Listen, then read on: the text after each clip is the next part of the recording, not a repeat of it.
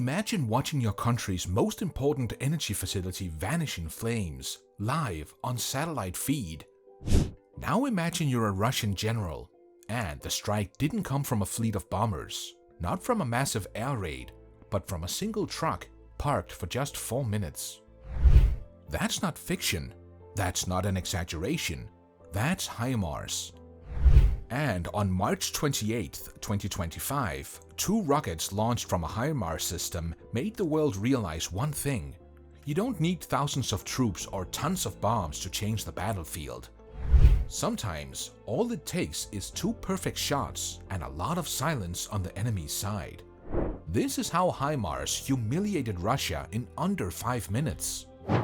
It was exactly 10:18 a.m. when 3 Ukrainian operators received the code, "Batteries release." No cheering, no shouting, just calm action. They'd practiced this moment for weeks. Sitting inside a HIMARS truck hidden in forest cover, they had barely 4 minutes on site. Mounted on a 6x6 vehicle and weighing just 16 tons, this wasn't some giant missile platform. It looked like a delivery truck, but under the hood, a digital brain controlling a weapon capable of rewriting history. The Universal Fire Control System, the UFCS, was already working. It had locked onto GPS signals, synced weather data, adjusted for humidity, wind, and altitude, and it was ready. 2 GMLRS rockets, each tipped with a 200-pound warhead, sat locked and loaded. Their mission: destroy the Sudzha gas facility, one of Russia's most valuable energy hubs. The operator had only one thing left to do: press the button. The first rocket burst out like thunder from the ground.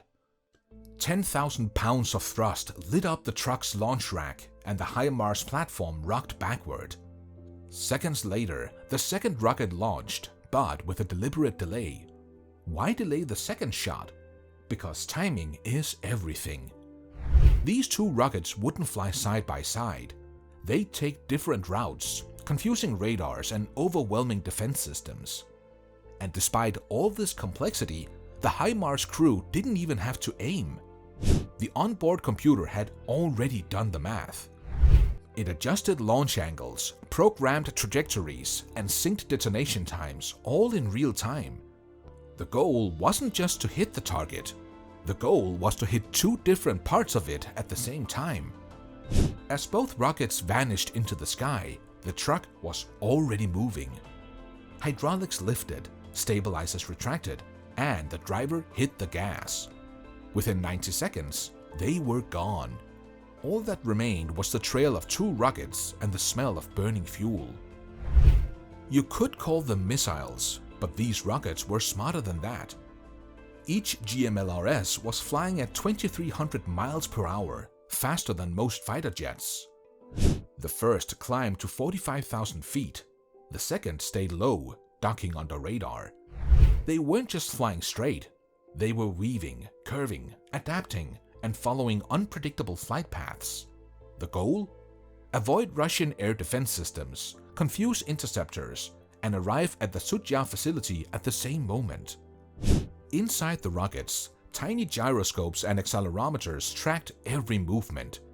Even if the GPS signal was jammed, which the Russians often try, these rockets wouldn't lose their way. They had a second brain, an inertial navigation system that can't be spoofed. These were not dumb bombs. These were flying computers with one purpose: hit their target dead center. The moment these rockets entered Russian airspace, their warheads were already thinking. Each one had a shaped copper charge in the front. When it detonates, the copper liner collapses into a jet of molten metal traveling at hypersonic speed. That jet drills through 3 feet of concrete or 2 feet of steel like a hot knife through butter. But it doesn't stop there. Once it's inside, 180,000 steel fragments explode outward. Imagine a shotgun blast inside a sealed room. Nothing survives. Add to that magnesium elements that burn at over 3,000 degrees Celsius, and you get fires that can't be put out. In a natural gas plant? That's like throwing a match into a pool of gasoline. By 10:19 a.m., Russian radar operators finally caught on. An S-400 radar unit near Kursk picked up 2 incoming signals, but these rockets looked tiny on radar, like birds. The radar kept losing them, reacquiring, recalculating. Too fast, too low, too smart. 2 interceptor missiles were fired, Mach 6 speed, multi-target guidance. But the HIMRAS rocket weren't flying in straight lines. They zigzagged, dipped, twisted. And the Russian fire control system couldn't keep up. Meanwhile, the Pantsir S-1 short-range cannons opened fire, 5,000 rounds a minute. But it didn't matter. The rockets were flying at over 1,000 meters per second. By the time the gun started firing, the missiles were already diving. Everything Russia threw at them missed. At 10:20 a.m. sharp, the first rocket slammed into the main processing unit. It punched through reinforced walls like paper and exploded inside. Pressurized natural gas shot out into the air in seconds. Then came Rocket 2, 15 seconds later. This one hit the control building where emergency systems were housed. Boom! Gone. With no systems left to stop the flow or trigger safety protocols, the real disaster began. Gas filled the building, mixed with air, and within 45 seconds, kaboom! The fuel-air explosion was massive. Flames hundreds of feet tall, a shockwave that shattered windows miles away. It even showed up on seismic monitors, registering a 2.1 like a mini earthquake. And the fire? Burned at 1800 degrees Celsius, hot enough to melt steel. The entire facility collapsed into rubble, gone, just like that. 2 rockets, 1 truck, 5 minutes. But let's be clear, this strike didn't just destroy metal and concrete.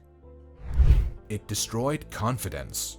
Military analysts around the world were stunned, not because of how HIMARS hit the target, but because of what it exposed. For years, Russia had been building its image as a fortress, with powerful radars, advanced interceptors, multi-layered air defense networks. Yet, 2 rockets slipped through all of it like a ghost through a locked door. That's terrifying. Because what happens when it's not just a gas plant next time? What if the next target is a command center, a bridge, an airbase? Suddenly, every general, every colonel, every operator on Russia's side is asking the same question: are we safe? And that doubt, that fear, is almost as powerful as the explosion itself. This is what HIMARS delivers. Not just destruction, but disruption. You don't need to hit 100 targets to win a war. Sometimes, you just need to make the enemy feel like nowhere is safe. That's exactly what happened here. The HIMARS didn't just strike a facility, it struck the heart of Russian military confidence. And that's the kind of power that no bunker can protect against. So here's the real question. Is this the future of war? Mobile trucks, tiny crews, smart weapons. If this blows your mind the same way it blew up that gas plant, then hit that like button, subscribe, and ring the bell. We've got more real stories from the front lines coming your way. Russian generals didn't just lose $50 million in equipment that day. They lost confidence in their shield, because when HIMARS strikes, it's already too late. This was precision. This was power. This was the new age of warfare.